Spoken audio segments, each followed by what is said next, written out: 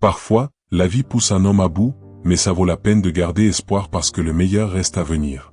Dans cette mini-série, tu vas découvrir le tragique destin de Bossi. Dans un village africain reculé, où les saisons se succédaient sans jamais vraiment changer le destin des hommes, vivait un homme nommé Bossi. Bossi n'était pas un étranger pour les habitants du village. Tout le monde le connaissait. Mais personne ne le remarquait vraiment. Il était ce genre d'homme que l'on croise chaque jour sans jamais lui adresser un regard. Il était pauvre. Terriblement pauvre. Sa maison n'était qu'une petite hutte faite de terre et de branchages, dont le toit fuyait à chaque saison des pluies. Souvent, Bossi se couchait le ventre vide. Il n'avait ni femme pour partager ses nuits, ni enfant pour donner un sens à ses lendemains. Les années passaient. Et avec elles, l'espoir disparaissait. À plus de 50 ans, Bossi regardait sa vie comme un long chemin sans récompense. Il avait travaillé pour les autres. Il avait servi. Il avait obéi.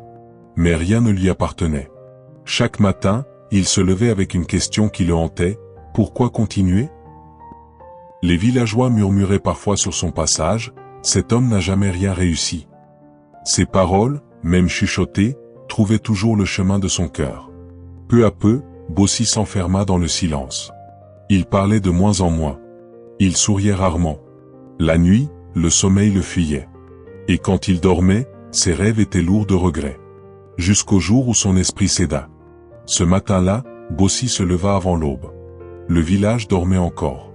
Il entra dans sa hutte, fouilla longuement, puis sortit avec une corde usée. Son visage était calme.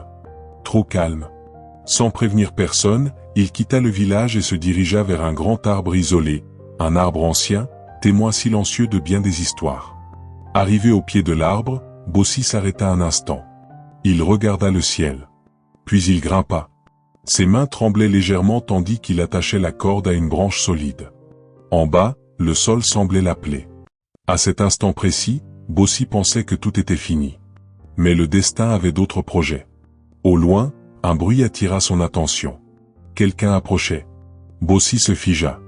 Il regarda à travers les feuilles. Une silhouette avançait lentement. Très lentement. En s'approchant, Bossi comprit. C'était un homme. Un homme sans bras. Né ainsi. Il marchait avec difficulté, chaque pas demandant un effort immense. Arrivé sous l'arbre, l'homme trébucha et s'assit lourdement au sol, haletant. Bossi, caché dans les feuillages, observait la scène. L'homme resta silencieux quelques instants. Puis, comme s'il parlait à la vie elle-même, il murmura d'une voix faible mais étonnamment sereine. Le meilleur reste à venir. Ces mots résonnèrent dans la tête de Bossi. Encore. Et encore. Bossi sentit son cœur se serrer. Comment cet homme, privé de bras, pouvait-il encore croire à un avenir meilleur? Pourquoi lui, qui avait encore ses 2 bras et ses 2 jambes, voulait-il mourir? Le temps sembla s'arrêter. Les pensées s'entrechoquaient dans son esprit. Pour la première fois depuis longtemps, Bossi pleura. En silence. Il regarda la corde. Puis l'homme assis sous l'arbre. Alors, lentement, Bossi prit une décision. Il retira la corde. Il descendit de l'arbre. Ses pieds touchèrent le sol. Bossi était encore en vie. Mais surtout, quelque chose venait de renaître en lui. Bossi regarda le chemin qui menait au village. Son regard avait changé. Que ferait-il désormais de cette vie qu'il avait failli abandonner? La réponse, dans l'épisode 2. Abonne-toi et active la cloche pour ne pas le rater.